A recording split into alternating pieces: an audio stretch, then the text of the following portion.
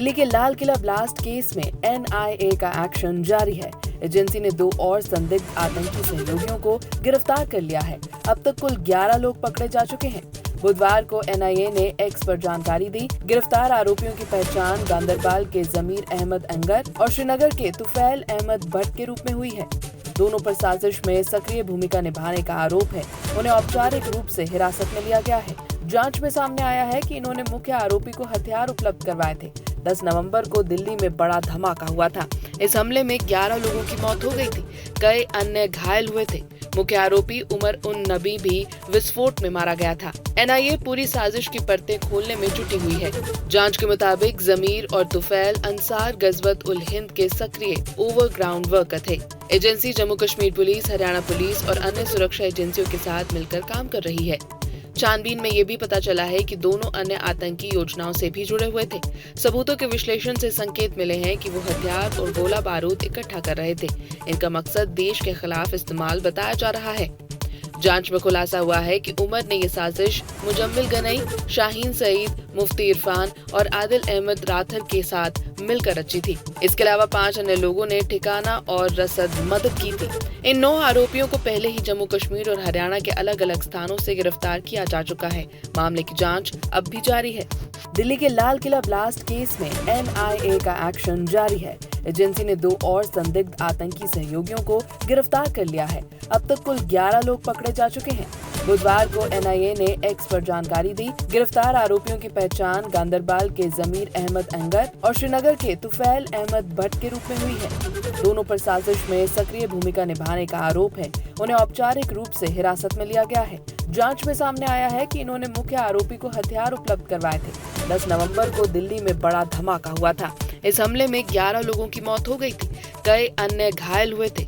मुख्य आरोपी उमर उन नबी भी विस्फोट में मारा गया था। एनआईए पूरी साजिश की परतें खोलने में जुटी हुई है।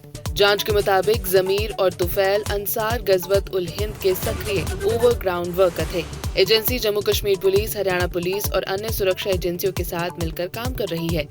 छानबीन में ये भी पता चला है कि दोनों अन्य आतंकी योजनाओं से भी जुड़े हुए थे। सबूतों के विश्लेषण से संकेत मिले हैं कि वो हथियार और गोला बारूद इकट्ठा कर रहे थे। इनका मकसद देश के खिलाफ इस्तेमाल बताया जा रहा है। जांच में खुलासा हुआ है कि उमर ने ये साजिश मुजम्मिल गनई, शाहीन सईद, मुफ्ती इरफान और आदिल अहमद राथर के साथ मिलकर रची थी। इसके अलावा 5 अन्य लोगों ने ठिकाना और रसद मदद की थी। इन 9 आरोपियों को पहले ही जम्मू कश्मीर और हरियाणा के अलग अलग स्थानों से गिरफ्तार किया जा चुका है। मामले की जांच अब भी जारी है। दिल्ली के लाल किला ब्लास्ट केस में एनआईए का एक्शन जारी है। एजेंसी ने 2 और संदिग्ध आतंकी सहयोगियों को गिरफ्तार कर लिया है। अब तक कुल 11 लोग पकड़े जा चुके हैं। बुधवार को एनआईए ने एक्स पर जानकारी दी। गिरफ्तार आरोपियों की पहचान गांदरबल के जमीर अहमद अंगर और श्रीनगर के तुफैल अहमद भट्ट के रूप में हुई है। दोनों पर साजिश में सक्रिय भूमिका निभाने का आरोप है। उन्हें औपचारिक रूप से हिरासत में लिया गया है। जांच में सामने आया है कि इन्होंने मुख्य आरोपी को हथियार उपलब्ध करवाए थे। 10 नवंबर को दिल्ली में बड़ा धमाका हुआ था। इस हमले में 11 लोगों की मौत हो गई थी। कई अन्य घायल हुए थे। मुख्य आरोपी उमर उन नबी भी विस्फोट में मारा गया था। एनआईए पूरी साजिश की परतें खोलने में जुटी हुई है। जांच के मुताबिक जमीर और तुफैल अंसार गजवत उल हिंद के सक्रिय ओवरग्राउंड वर्कर थे।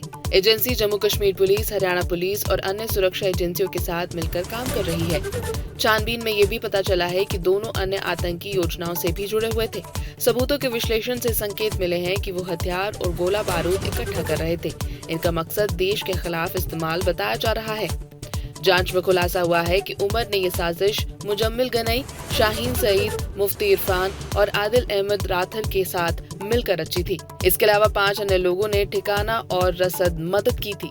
इन 9 आरोपियों को पहले ही जम्मू कश्मीर और हरियाणा के अलग अलग स्थानों से गिरफ्तार किया जा चुका है। मामले की जांच अब भी जारी है।